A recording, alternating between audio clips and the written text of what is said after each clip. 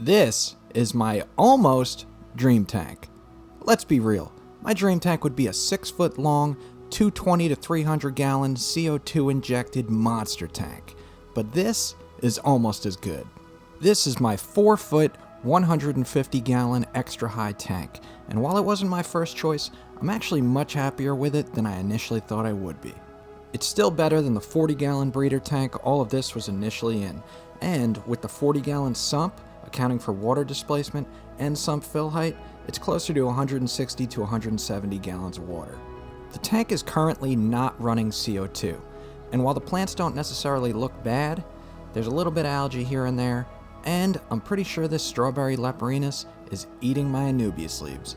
Like, I've literally caught him doing it. Couple that with the fact that there are some large fish in here causing me to feed this tank a lot, which inevitably leads to high nitrates. A little CO2 injection will help keep those levels down. The current stocking list is one pink-tailed Chalceus, who's almost full grown, he's about 7 inches there. 2 upper jaw Bichirs, a Senegal and a Delhaize. Naturally, the Delhaize decided to hide for the entire time that I was shooting this video. Our resident plant eater, the strawberry leporinus, who I still regret getting to this day. 1 mosaic gar, who is actually not a true gar, this is a Karasin, and he's one of the chillest fish I've ever had the pleasure of owning. 1 Indonesian datnoid, or IT datnoid as they're referred, stands for Indonesian tigerfish. He's my favorite, and he's gonna get gigantic. And the star of the show, 1 Tapajos Pike Cichlid, Cobra SP variant, which is already getting on the large side and could potentially turn psychotic at any given moment. Surprisingly, he's best friends with the datnoid.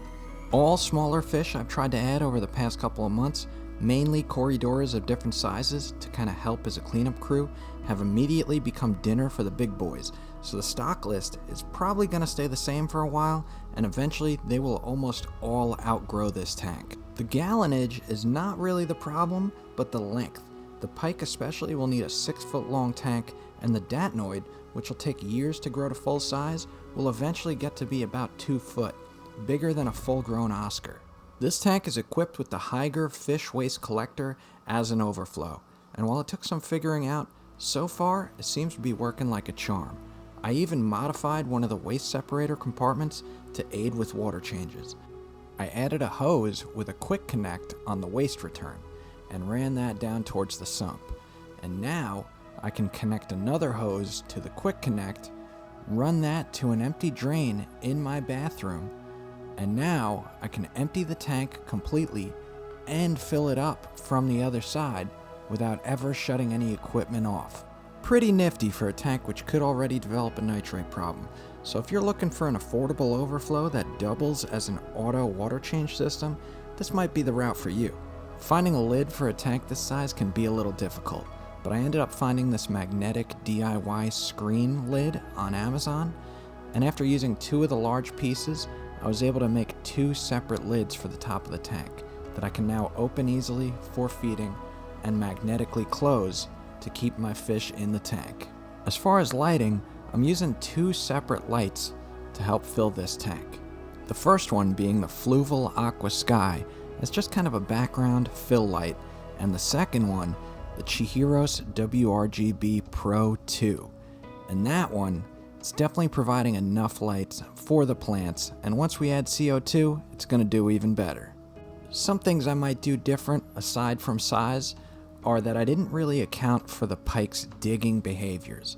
This guy just spends all day adding additions to his house underneath this log, throwing aqua soil and sand all over my beautiful purposeful tank. I would probably also not get the strawberry leporinus.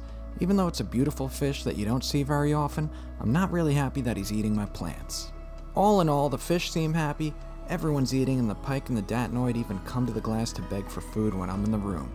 There's always room for improvement, so let me know what you would change, and if you like this video, you should watch this one in the top right, where we show exactly how the Hygger fish waste collector system works.